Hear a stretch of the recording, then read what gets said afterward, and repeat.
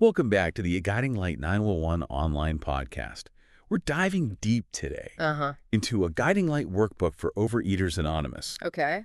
It's really cool, kind of like Yeah. a personal roadmap through the 12 steps. It is, yeah. Like having someone who's been there, pointing out the landmarks along the way, like, here's what to look out for, here's how to navigate this. Oh, I love that. Okay. Okay, so this workbook, it jumps right in with step one. You know, we admitted we are powerless over food, that our lives have become unmanageable. Right.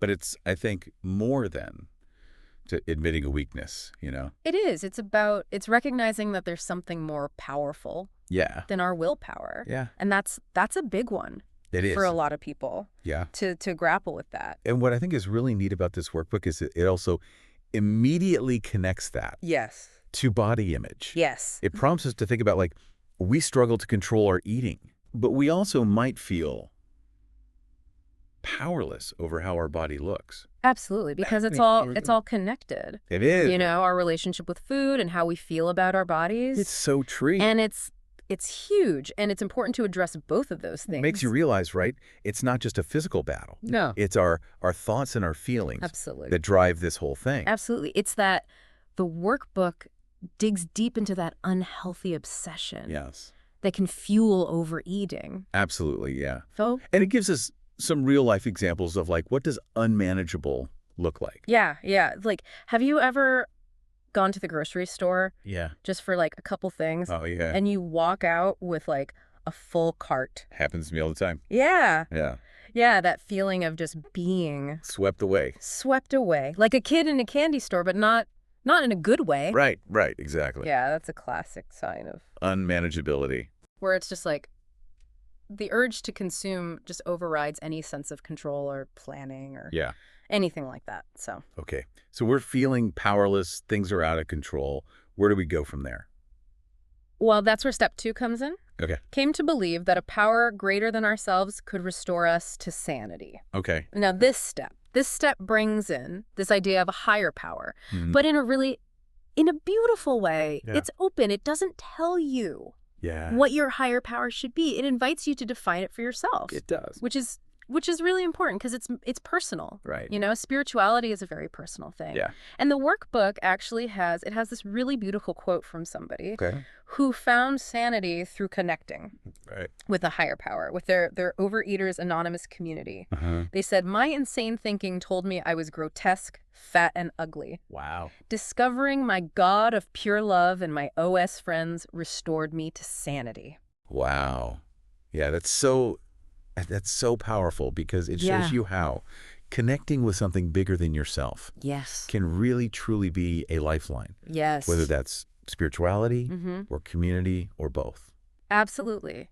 And, you know, and the workbook, it asks us to really think about what is our definition of insanity. Okay. You know, what are those moments when overeating really took over? Yeah. And it led us to make decisions and do things that we wouldn't otherwise do. Right. That's the insanity that they're talking about, that out of control feeling. Yeah. Yeah. And the workbook doesn't shy away from these tough questions. No, it doesn't. It prompts you to really look at how your life might have become unmanageable because of overeating. To really confront those uncomfortable truths, but in this safe and supportive environment.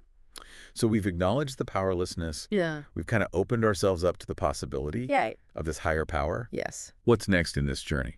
Well, step 3 guides us to make a decision to turn our will and our lives over to the care of God as we understood him. Okay. So it's about... So it's moving from belief into action. Yes. Yeah. Taking that leap of faith and trusting that, surrendering to something greater can actually lead to a more peaceful existence. Okay. And the workbook, it actually distinguishes between what it calls decision steps, which are steps 1 through 3, and then action steps, which are steps 4 through 12. Yeah, okay. Interesting. So it's not enough to just decide we have to. We have to actually take concrete steps to make it happen. Yeah.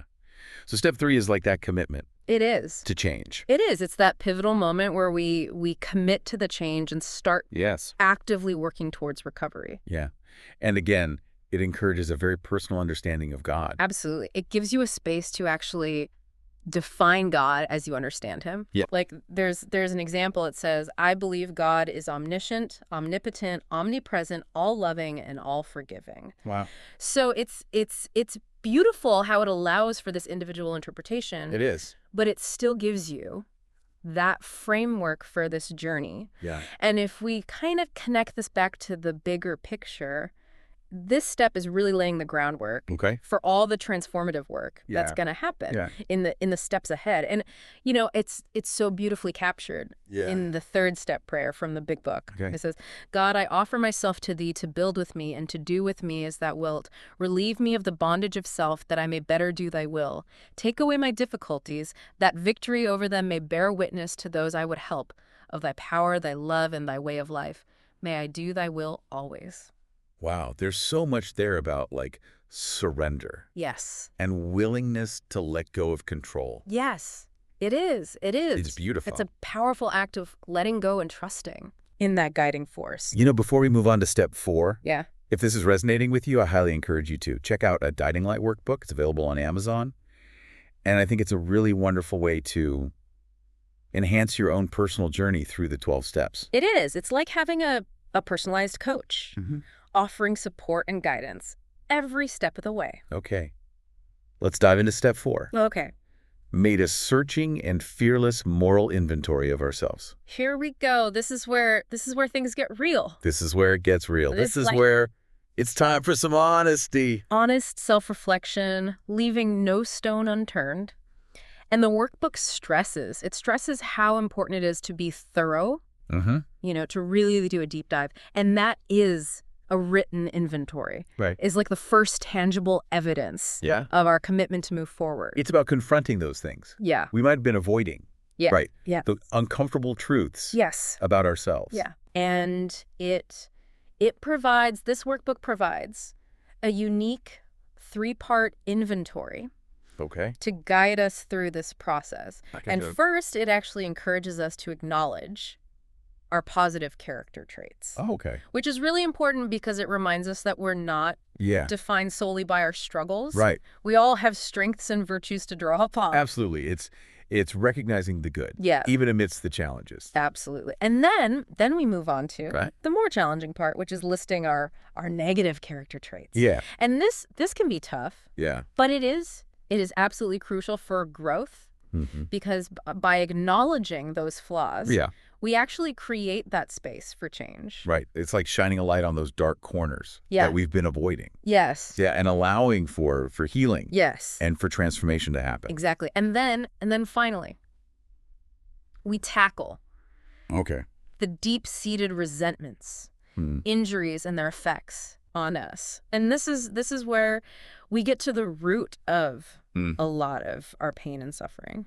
So we're not just listing who are we resentful of. It's like, why are we resentful? Exactly. And how has that shaped us? You know, the workbook even, it gives us a structure for breaking down each resentment. You know, who is the source of this resentment?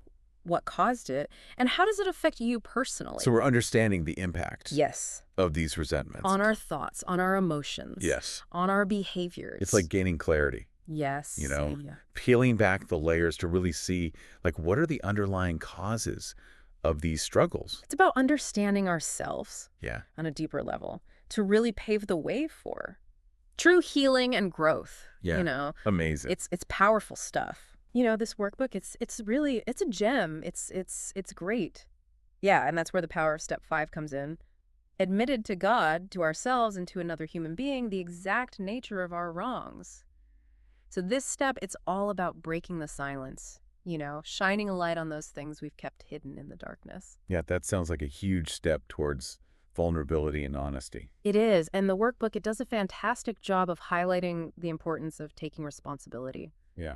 You know, when it comes to resentments, it asks us this really powerful question. What was your part in your resentments? It's not about placing blame, you know? It's about owning our role in the situation. I think that shift in perspective is so important. Instead of playing the victim, We're empowered to acknowledge our choices and how they might have contributed to the situation. Exactly. It's about owning our part, which then opens the door to genuine change and growth. And the workbook, you know, it guides us through that process of sharing those wrongs, both with ourselves and with a trusted individual. And it emphasizes that incredible relief that comes with breaking free from the burden of secrecy. Yeah, there's a quote in the workbook that I think captures this beautifully. It says, "This feeling of being at one with God and man, this emerging from isolation through the open and honest sharing of our terrible burden of guilt, brings us to a resting place where we may prepare ourselves for the following steps toward a full and meaningful sobriety." Yeah, it's such a reminder that we're not meant to carry these burdens alone. Sharing our struggles with safe and supportive individuals can be incredibly healing. It's about stepping out of that isolation and into connection. So we've acknowledged our powerlessness, we've embraced a higher power, we've surrendered our will, we've taken a moral inventory, and we've admitted our wrongs. Right. Where do we go from here? This is where the real transformation begins. Step 6, it guides us to become entirely ready to have God remove all these defects of character.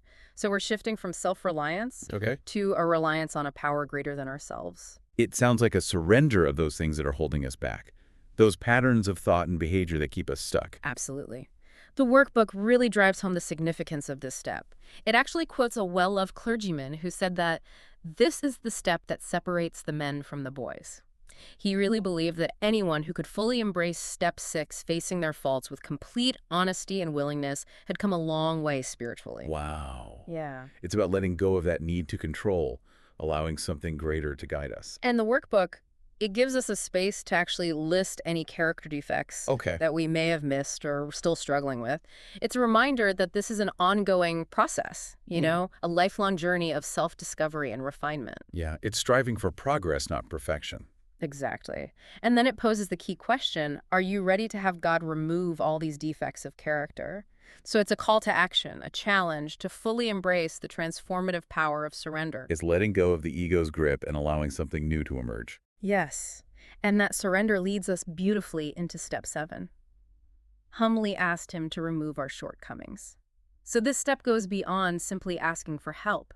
It's about recognizing our need for support and approaching it with humility. Yeah, I love that there's this wonderful anecdote in the workbook about a woman struggling with perfectionism. Oh, yeah. And her sponsor, while encouraging her to embrace the humility of step 7, lovingly told her to take off her Mother Teresa cap when she got fixated on perfection.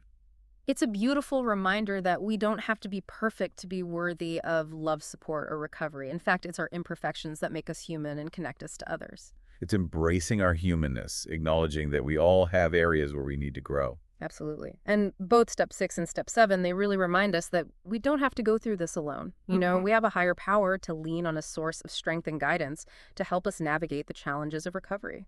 That sense of support can be so empowering. Yes, it is. And it sets the stage for the next phase of our journey, steps 8 and 9, where we delve into the process of making amends. So these steps are all about taking responsibility for our actions and seeking to repair any harm that we may have caused. Step 8 guides us to make a list of all persons we had harmed and become willing to make amends to them all. And the workbook, it actually provides this structured approach to this process, helping us identify, who have we harmed, what was the nature of the harm, and what is our willingness to make things right. So it's really acknowledging that impact our Yes. actions have had on others. Yes, both big and small. Yeah. And then step 9, it guides us to make direct amends to such people wherever possible, except when to do so would injure them or others. And it's important to note here that making amends isn't always about, a grand apology. Right. It's about carefully considering the best course of action for everyone involved. Yeah, it's recognizing that sometimes direct contact might not be appropriate or could even cause further harm. It's about being sensitive and thoughtful in our approach. Exactly. And the workbook, it shares a quote that perfectly captures the transformative power of making amends. And it says, steps 8 and 9 dealt with my relationships with others. I had no clue how to be in a healthy relationship. Now I had the chance to make amends and change my behavior. I had the chance to get to know others and let them get to know me.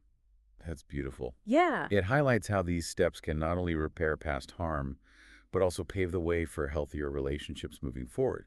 It's about rebuilding trust and creating stronger connections. And it also underscores the importance of seeking guidance and support throughout this process. The workbook encourages us to work with our sponsor, to reach out to our support network, and to lean on our higher power for wisdom and direction. It's recognizing that we don't have to navigate this alone.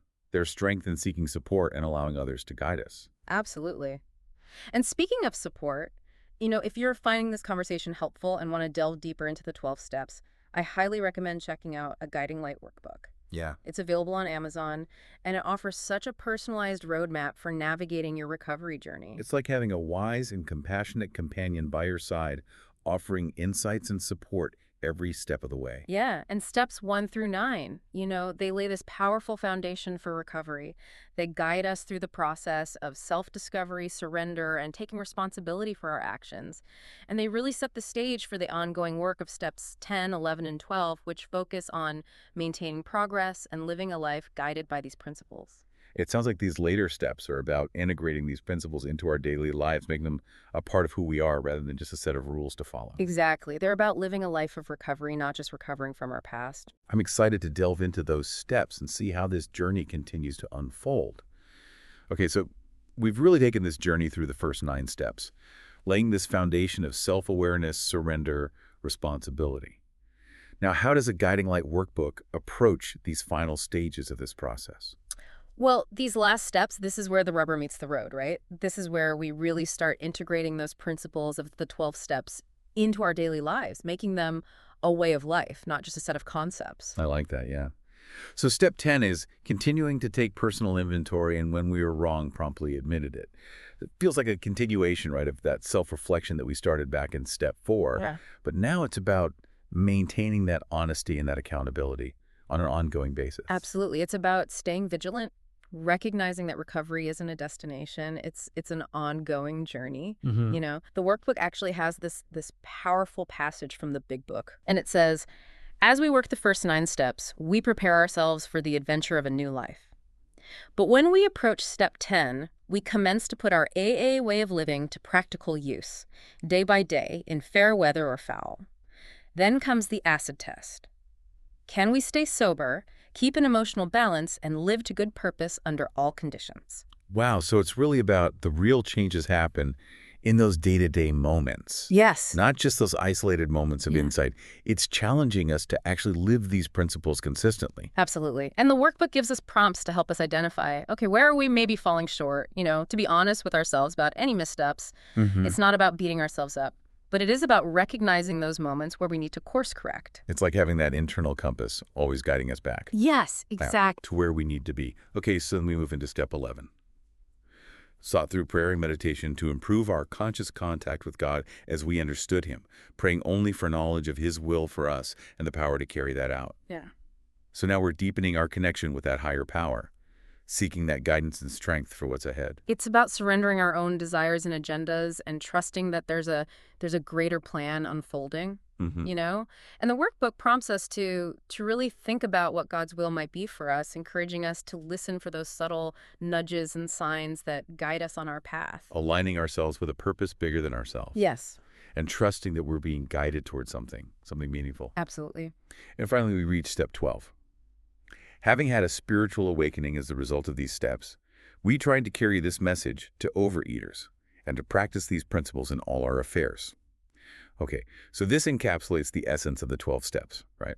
Taking what we've learned, sharing it with others, and letting our transformation ripple outward. It's about paying it forward, offering hope and support to those who are still struggling. Yeah. And the workbook defines a spiritual awakening as this profound shift in perspective, a newfound sense of purpose and connection. It's seeing the world through a different lens, one that's been informed by our journey through these 12 steps. It's not something you can force. No. It's like a natural outcome of surrendering to the process and allowing yourself to be transformed. Absolutely. And the workbook also emphasizes the importance of practicing these principles in all of our affairs. It's not just about how we behave in meetings. Yeah. It's about how we show up in our relationships, our work, our communities. It's letting these principles guide every aspect of our lives. Yeah. Our actions, our words, our interactions with everyone we meet. Absolutely. There's There's actually this really inspiring story in the workbook about the author's experience carrying the AA message into a prison. And, they share their story of recovery with these inmates. And realizing they'd never faced the hardships that these men had endured, it filled them with this profound sense of gratitude. And it really reinforced the importance of service. Well, that's powerful. That sharing our stories Yes. not only can help others, but it also deepens our own appreciation. Yes. For the journey. Absolutely. It's a beautiful thing. Yeah. So step 12, it calls us to step outside of ourselves, to extend a hand to those who are still suffering and to live a life that embodies the principles of recovery. It's about contributing to this larger movement of healing and transformation.